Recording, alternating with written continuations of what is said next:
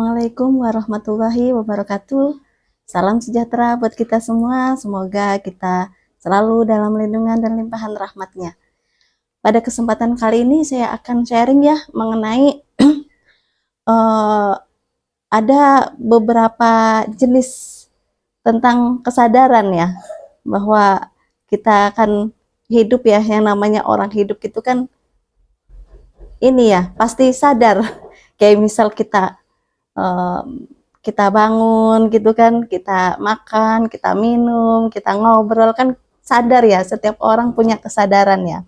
Tapi kesadaran itu sebenarnya itu ada beberapa tingkatan atau beberapa level secara garis besarnya ya. Jadi yang kita bahas di sini itu hanya secara globalnya saja ya, secara garis besarnya. Jadi nggak secara detail dan rinci atau secara ya komplit ya. Jadi ya hanya poin-poinnya saja ya. Seperti kita ketahui ya bahwa sebenarnya dalam sejarah ya, dari zaman dulu sampai zaman sekarang ya, ilmu-ilmu yang dimiliki oleh para penguasa dunia ya atau elit global gitu ya, dari zaman dulu ya sampai sekarang itu ini merupakan sesuatu yang dirahasiakan seperti itu. Jadi ini juga ada kaitannya dengan kesadaran ya, yang dirahasiakan. Jadi bahwa mereka-mereka yang ada di ini ya, penguasa-penguasa dunia, nah itu mempunyai ilmu ini, mayoritas ya, kebanyakan. Dan ilmu ini itu dari kesadaran ini tuh biasanya itu dipakai oleh para ini ya, diambil dari para penguasa Mesir kuno, kayak gitu, ilmu-ilmu seperti itu, ilmu-ilmu tentang kesadaran ya, tingkatan level-level kesadaran. Nah, karena ini nanti kita akan bisa mengendalikan apapun yang ada di luar diri kita. Nah, seperti itu.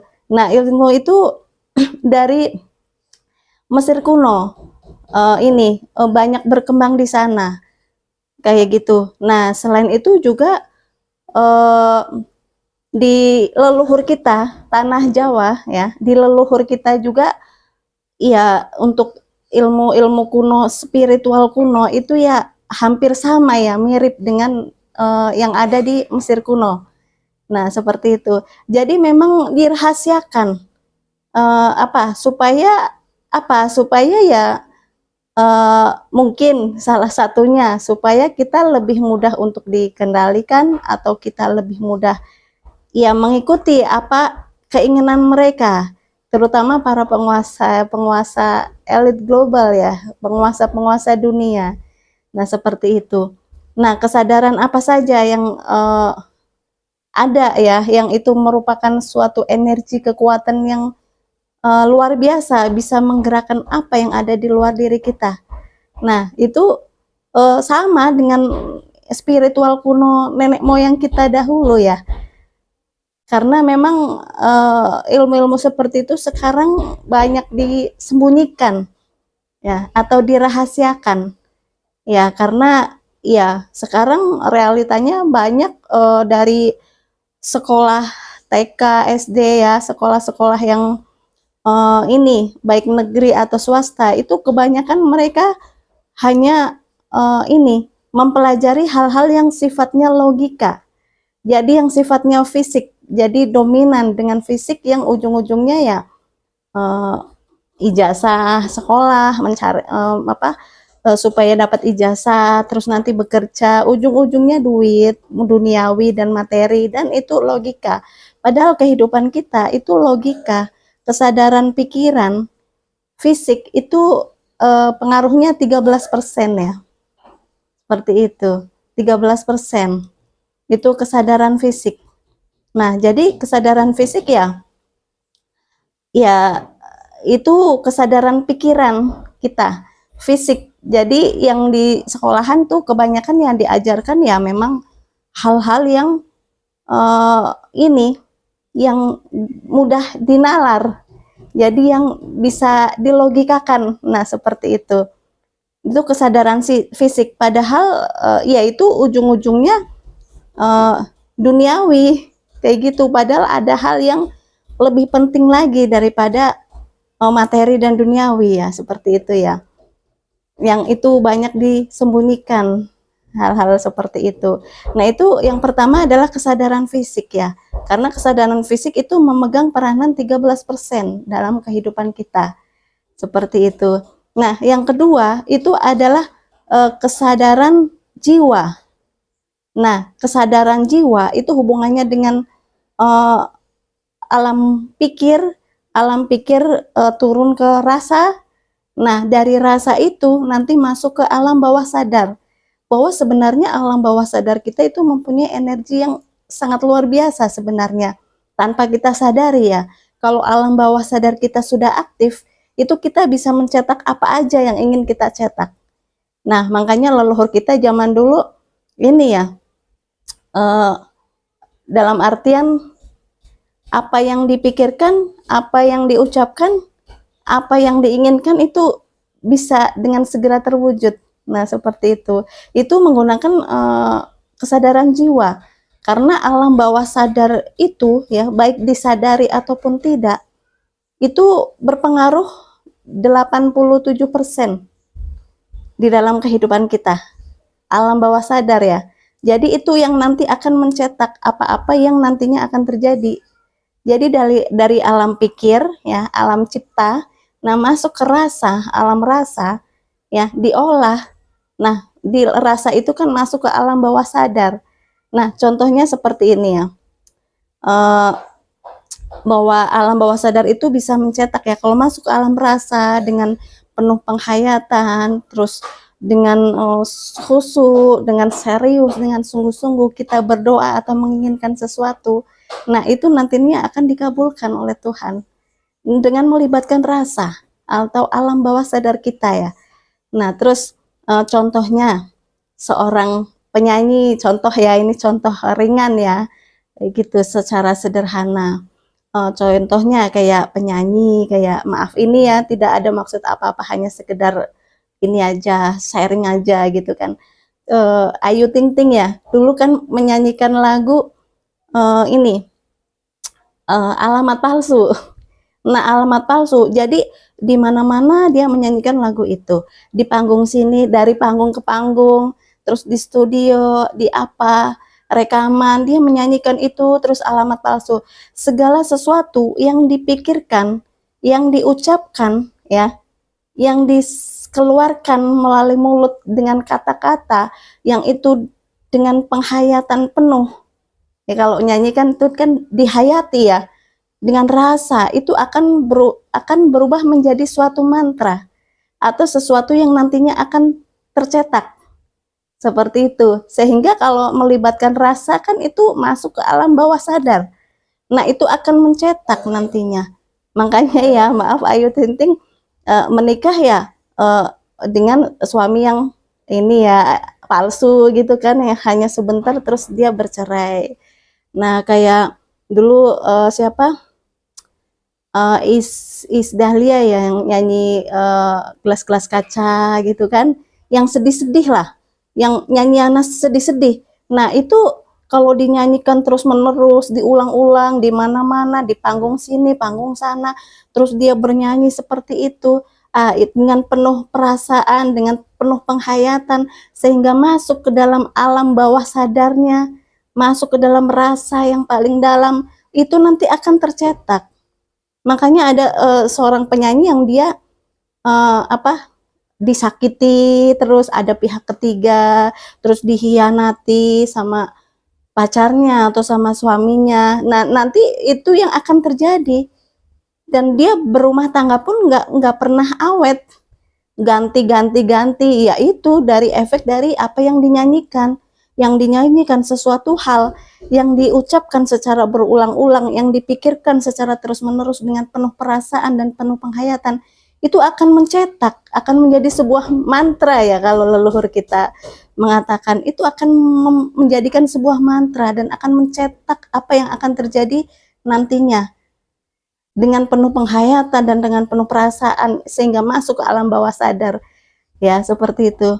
Kayak Bruri Marantika itu kan lagunya yang sedih-sedih, itu akan mencetak nantinya seperti itu. Nah, begitupun dengan leluhur kita dulu. Kenapa leluhur kita itu punya daya linui? Kayak misal mungkin sesuatu hal yang tidak bisa dipikir secara nalar ya. Misalkan dengan punya ilmu, misal saipi angin gitu kan. Terus ilmu bisa apa yang tidak bisa dimasukkan dengan logika. Karena memang alam bawah sadar itu tidak bisa dilogikakan. Nah, seperti nggak bisa dilogikakan seperti kesadaran fisik atau kesadaran otak itu nggak bisa dilogikakan alam bawah sadar. Tetapi itu berperan 87% di dalam kehidupan kita. Nah, seperti itu ya. Nah, seperti leluhur kita dulu punya daya linui, terus punya ilmu apa, karena mereka memasukkan hal-hal yang baik-baik, yang positif ke dalam pikiran dan hatinya, ke dalam rasanya, ke dalam alam bawah sadar, sehingga yang tercetak pun yang positif, yang baik, kayak gitu. Nah, untuk mempercepat apa yang diinginkan, kayak misal nih belajar apa yang bisa penerawangan atau bisa ilmu apa gitu kan. Nah, itu doa atau mantra itu kan diucapkan berkali-kali, diulang-ulang supaya sesuatu yang diinginkan itu cepat masuk ke dalam diri kita. Nah, itu dibarengin dengan laku tirakat, kayak misal ada dengan puasa. Apakah puasa banyak ya, berbagai macam jenis puasa.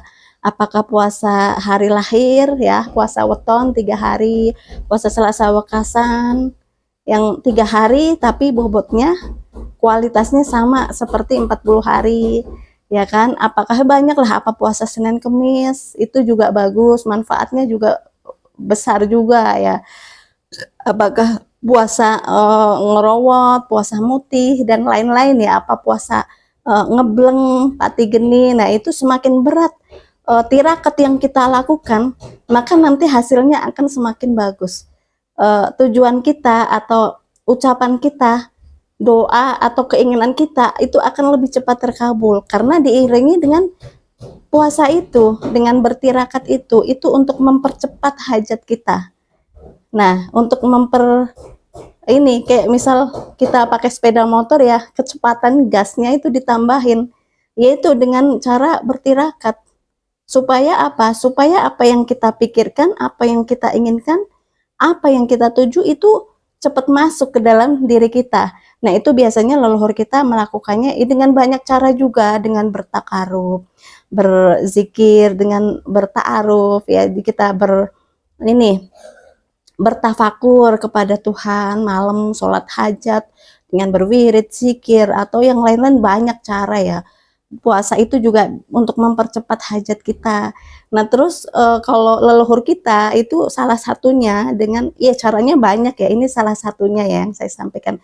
Itu dengan bermeditasi atau bersemedi ya di malam hari. Itu bagus banget itu kalau kita sering melakukannya. Karena kenapa? Kalau bermeditasi atau bersemedi di malam hari itu kita tenang ya, menenangkan diri. Jadi hati kita, pikiran kita tenang.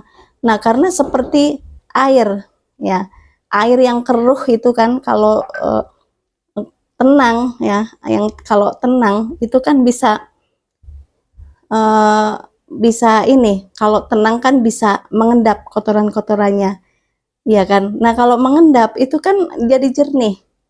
Nah, jadi kita lebih bisa melihat, bisa mendengarkan atau melihat pancaran dari hati nurani kita, dari naluri kita, masuk jauh ke relung hati yang paling dalam. Itu kita bisa kalau kondisi tenang.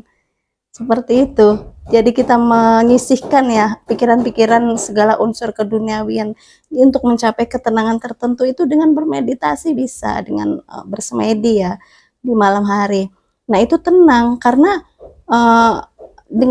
hanya dengan ketenangan itu kita bisa berkomunikasi dengan naluri kita, dengan hati nurani kita di dalam relung. Karena karena meditasi itu kan semakin kita masuk ke dalam diri kita, semakin kita masuk ke dalam dasar hati kita, sehingga di situ ada naluri, hati nurani. Nah, disitulah ya ada roh ya yang paling dalam, ya kan. Nah, ini alam bawah sadar ini kaitannya dengan kesadaran jiwa seperti itu. Dan alam bawah sadar juga zaman sekarang mungkin masih banyak ya orang yang nggak ya mungkin ya belum paham atau nggak tahu, atau mungkin ya itu hanya ya sekedar nggak ada. Nah, seperti itu ya. Nah, padahal kalau kita mau mempelajari dan memahaminya itu manfaatnya sangat besar sekali sebenarnya. Nah, itu dengan kesadaran jiwa, kita melatihnya dengan bermeditasi, salah satu caranya. Karena kita semakin tenang, itu akan semakin bisa masuk ke dalam diri kita, semakin jauh ke dalam diri kita, maka di situ akan menemukan yang paling dasar itu naluri, nurani, pancaran hati nurani di situ ada ya, yang akan menuntun kita itu dengan melatih dengan bermeditasi untuk membangkitkan energi alam bawah sadar. Bisa itu yang akan mencetak semuanya nantinya. 80% kehidupan kita itu dipengaruhi dari alam bawah sadar kita ya. Nah, yang selanjutnya itu adalah kesadaran roh. Nah, jadi yang pertama itu kesadaran fisik ya, atau otak kita ya, yang berperan 13%. Yang kedua kesadaran jiwa itu berperan 87%, yang melibatkan rasa, melibatkan khusyuk, melibatkan penghayatan yang benar-benar serius, sungguh-sungguh, melibatkan alam bawah sadar kita. Makanya kita perlu ya untuk mengenal alam bawah sadar dan mengaktifkannya. Nah, supaya bisa berenergi. Nah, seperti itu. Nah, yang selanjutnya itu kesadaran jiwa, kesadaran roh. Setelah kesadaran jiwa, itu ada kesadaran roh. Kesadaran roh itu adalah kesadaran yang tertinggi ya, di antara yang lain. Kenapa? Karena roh itu suci. Roh itu kudus. Ya, Allah itu memandang hambanya, itu melihat ke hatinya, ke kolbunya, atau ke rohnya. Karena apa? Bukan ke fisik kita ya. Allah memandang kita bukan ke memandang fisik, tetapi memandang hatinya, kolbunya, rohnya, keimanannya. Iman kan juga ada di dalam kolbu, di dalam hati. Nah, di dalam hatinya yang paling dalam itu ada roh di situ. Nah, jadi memandang hambanya itu ke rohnya. Roh itu merupakan ini ya, tidak tercipta tetapi ada, karena roh itu ditiupkan atau dihembuskan. Yang diciptakan kan badan kita itu dari tanah ya, dari saripati tanah. Nah, tapi roh itu nggak ada yang dicipta, tapi dihembuskan, ditiupkan. Maka bayi usia 4 bulan di dalam perut, di dalam kandungan, maka kutiupkan roh ke dalamnya. Dari roh itu milik Tuhan, bagian dari Tuhan. Makanya roh itu suci dan kudus. Dan di roh itu ya nggak ada sifat-sifat keduniawian, ya adanya ya sifat-sifat ketuhanan. Bagaimana cara kita untuk bisa lebih mendekatkan diri kepada Tuhan, memahami Tuhan, mengenal Tuhan, dan dekat dengan Tuhan, kayak gitu, merasakan itu dengan roh kita, kayak gitu. Nah, itu kesadaran roh itu merupakan kesadaran yang tertinggi ya. Jadi karena kita bisa berkomunikasi dengan Tuhan, ya dengan roh itu. Nggak bisa kita berkomunikasi secara fisik dengan badan kita, jasad kita, atau dengan mata telanjang kita, nggak bisa. Kita bisa berkomunikasi hanya dengan roh itu. Seperti itu. Jadi kalau kita sudah sering berkomunikasi dengan Tuhan, kita sering bertafakur, berzikir, berwirid, kita sering bermeditasi, atau mengendapkan segala rasa sehingga rasa kita itu benar-benar jernih dan bening.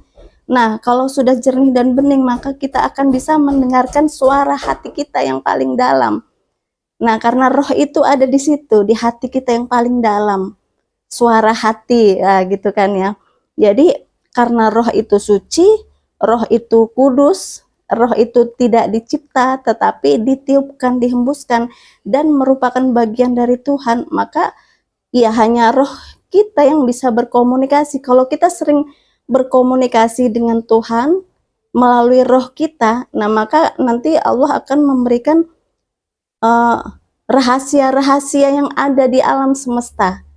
Kayak gitu, rahasia-rahasia yang ada di alam semesta, rahasia-rahasia kehidupan yang orang lain tidak tahu, maka kita akan dikasih tahu. Di alam semesta, nggak hanya manusia, alam manusia aja, semua alam semesta itu jagat raya, kita akan dikasih tahu rahasia-rahasianya kalau kita sudah dekat dengan Tuhan melalui roh kita.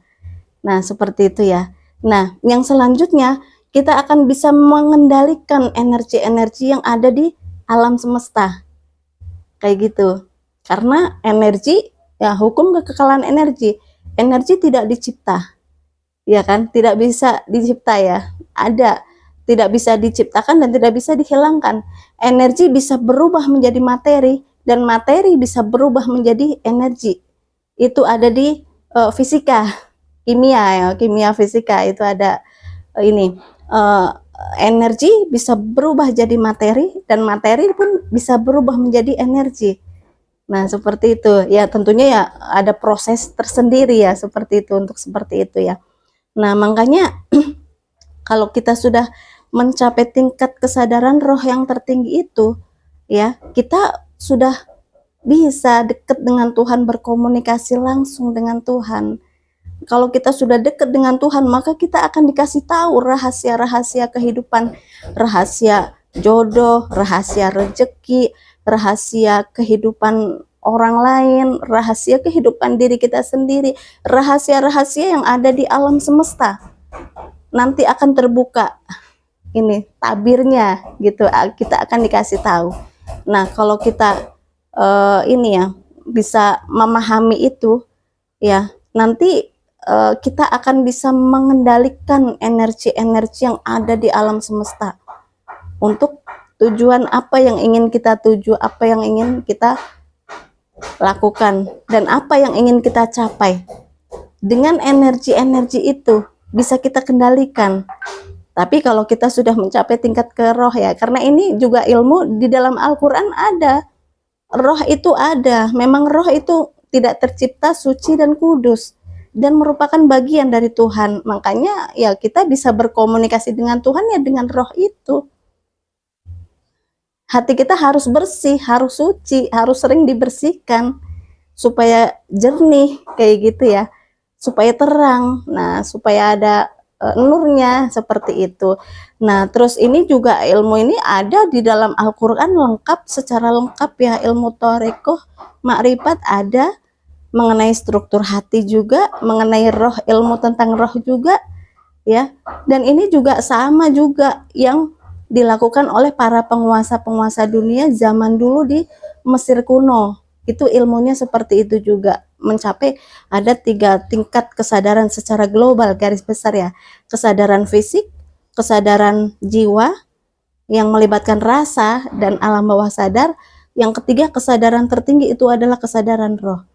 Dan kalau leluhur kita juga ya hampir sama juga seperti itu. Jadi makanya leluhur kita dulu ini ya, kalau kita ngeref ke sejarah itu banyak orang yang sakti-sakti ya, tapi mungkin sekarang jarang ya, karena ya itu mereka itu, beliau-beliau itu memasukkan hal-hal yang positif ke dalam pikiran kita, ke dalam rasa kita, ke dalam hati kita, ke dalam alam bawah sadar kita, sehingga nantinya yang tercetak pun hal yang positif.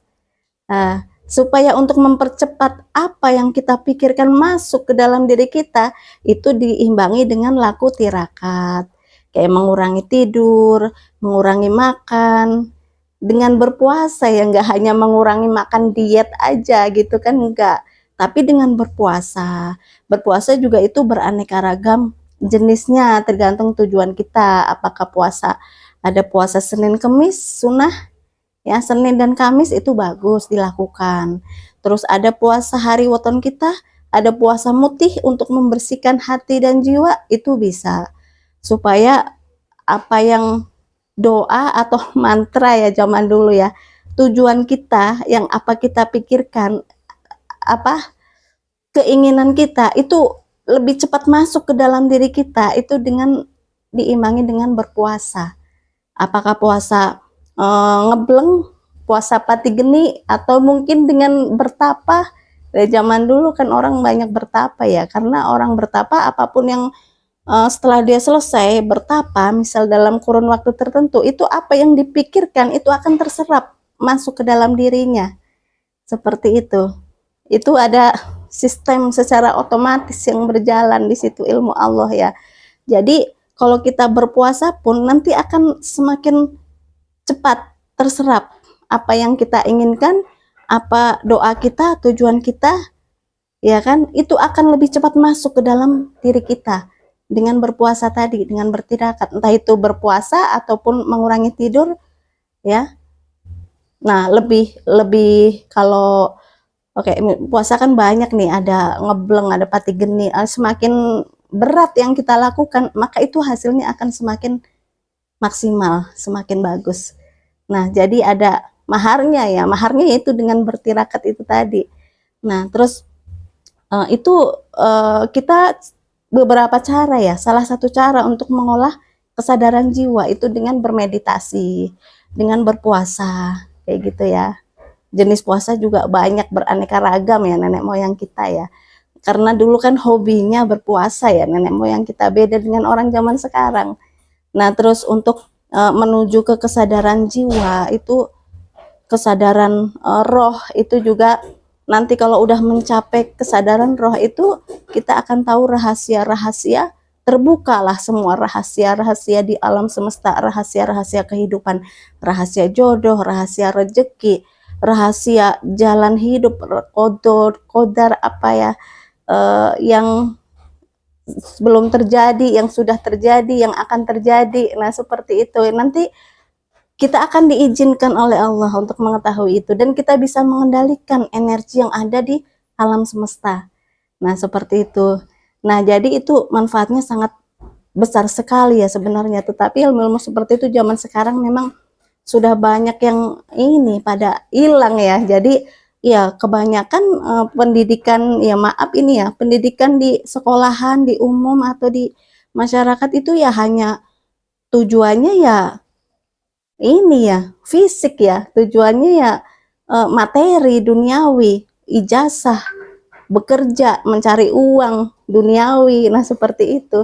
Tapi kesadaran-kesadaran jiwa, kesadaran roh itu spiritual ya, karena kecerdasan itu kan ada 3 jenis, kecerdasan intelektual, kecerdasan spiritual, dan kecerdasan emosional.